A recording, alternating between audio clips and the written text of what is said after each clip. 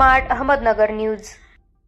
Social मीडियावर पत्रकारांना शिवीगाळ करणाऱ्या आणि धमक्या देणाऱ्यांवर कारवाईची मागणी।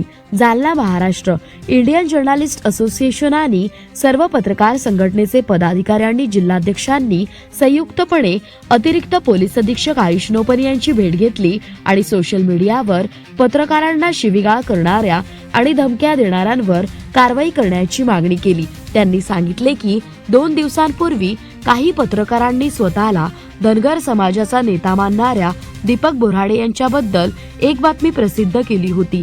कृष्णा गायके नावाच्या एका तरुणाने या बातमीला उत्तर देताना म्हटले आहे की स्वतःला धनगर समाजाचा नेता मानणाऱ्या दीपक बोराडे यांच्या विरुद्ध अनेक खुलासे करण्यात आले आहे।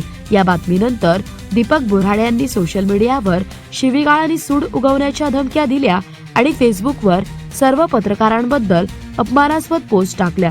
त्यामुळे दीपक बोराडे यांच्या समर्थकांवर आणि दीपक बोराडे यांच्या मालकीच्या फेसबुक पेजवर गुन्हा दाखल करावा।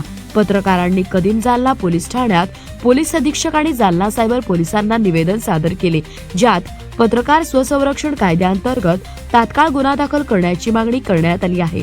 पोलिसांनी सकारात्मक प्रतिसाद देत चौकशी करून गुन्हा दाखल करण्याचे आश्वासन देखील दिले आहे। तसेच यावेळी इंडियन जर्नलिस्ट असोसिएशन जालना जिल्हाध्यक्ष Aamir Khan, press council of Maharashtra Jalna जिल्हाध्यक्ष दीपक शेळके, महाराष्ट्र राज्य मराठी पत्रकार संघ जालना जिल्हाध्यक्ष अच्युत मोरे, जावेद खान, योगेश काफळे तसेच सुनील भारती, सचिन सुर्वे, सुहास वैद्य, संतोष भुतेकर, शेख सलीम, राहुल बावळे तसेच विजय मुंडे, सचिन सुर्वे, गंगा मुंडे, सावंत आदी यावेळी उपस्थित होते। नाझीम मनियार, तरंग कांबळे, सोनाजी जोगदंडे, आकाश माने, देवचंद सावरे आदी पत्रकार यावेळी उपस्थित होते।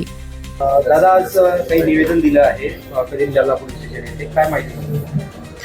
आज सोशल मीडियावरती एक दीपक बोराडे समर्थक या फेसबुक पेजवरून एक आक्षेपार्ह पोस्ट कमेंट करण्यात आलेली आहे पत्रकारांच्या संदर्भात। खरं तर सामाजिक किंवा राजकीय क्षेत्रामध्ये काम करताना यांच्याकडून ती अपेक्षा नाही आहे, कारण पत्रकारच त्यांच्या बाजू मांडत असतो आणि पत्रकारांना प्रत्येकाची बाजू मांडणं त्याचं कर्तव्य आहे। कोण खरं बोलतंय कोण खोटं बोलतंय हा ज्याचा त्याचा भाग असतो आणि तपासांती त्याचा भाग असतो, परंतु पत्रकारांनी जर एखाद्याची बाजू मांडली तर दुसऱ्याने त्याच्यावरती रोष व्यक्त करणं चुकीचं वाटतंय। त्यांनी त्याची बाजू मांडावी, ती पत्रकार त्या पद्धतीनं प्रेझेंट करतील, परंतु कायदेशीर बाबी ज्या आहेत त्याचं उल्लंघन करून त्या पेजवरून पत्रकारांची एक बदनामी केलेली आहे, हे निषेधार्थ आहे।